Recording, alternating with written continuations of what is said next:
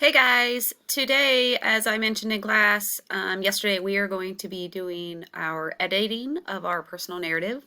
So yesterday you guys spent some time revising using the ARMS acronym. Today we're going to talk about editing and using a different acronym called CUPS. So just a reminder, this is the difference between revise and edit. So yesterday we focused on these things, which is changing the text in some way. Today we are going to work on editing, which we're going to talk about as fixing the text in some way. So we're going to look at adding new thoughts, maybe clarifying something that's already been there, choosing more descriptive words, although the description would already be there. You're just going to maybe be more descriptive. You're going to enhance the development of the people in the story, and maybe that's you, or maybe it's some other people or characters. And eliminating anything that's not necessary. Okay, so I'm going to go through each one. The first one we're going to talk about for editing in the C, it stands for CUPS, is capitalized. So I want you to make sure that at the beginning of your sentences that all proper nouns and the correct words within dialogue are capitalized. And if you need to go back and look at the dialogue rules, I did post them in the narrative writing folder, so please make sure you refer to that if necessary. All right, so you want to check all your entire story or narrative for capitalization. The second thing you're going to look for is something called usage. Okay, so you want to ask yourself, does it make sense? Did I use the right word? So although I want to say there, did I use the correct there, or to, or be? Any of those homophones that can be spelled differently. Do your nouns and verbs agree? Okay, are you talking present tense or past tense?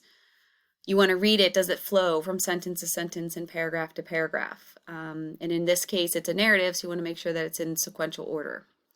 Do I need to add more details or description to make things more clear to the reader? So again, we talked about yesterday that you have to assume your reader has never experienced what your narrative is about, whether that be sled riding, going to the beach, playing the piano, being in the ballet, whatever that might be. You need to write it as though they have no sort of background knowledge of that event.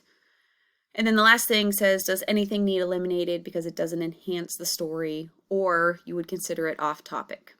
All right, so you want to double check those things to make sure that your story flows.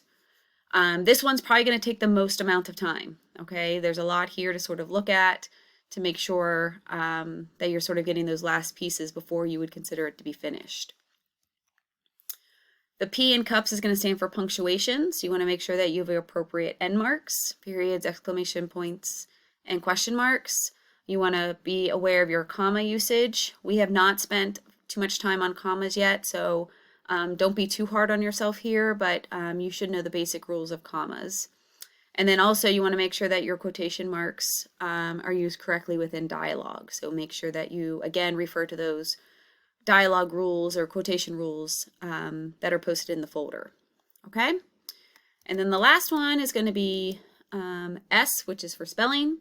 You're going to check for spelling, use your resources. Okay, you have resources on your iPad. If it's underlined in red, that is a sign. If it is a name or something that you know is spelled correctly, but the dictionary just doesn't recognize it, that's okay.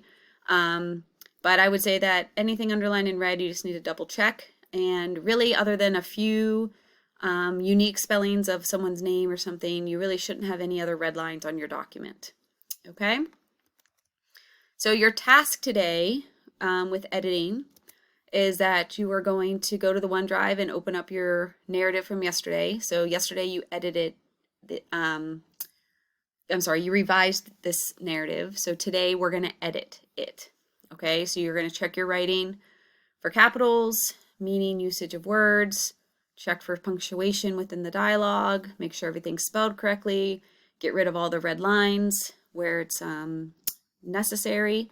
Okay, and when you are finished, you are going to just send me an email and share your document. Okay, so in the upper right hand corner of your Word document, there are 3 dots. You'll drop down, you'll click share document or send a copy. Either one would be fine, and you want to send it to me. Okay? If you guys have any questions, let me know.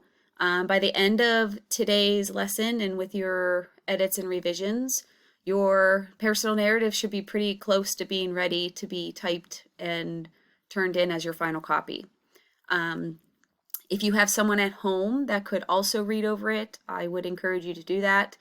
I also encourage you to read your essay out loud to yourself so that you can hear it. Make sure you take your time, read it slowly. You won't catch the errors if you're sort of skimming it or reading it too quickly. Okay? All right, guys. So you're going to fix this document and then do the other things in your folder today. Okay? Have a great day.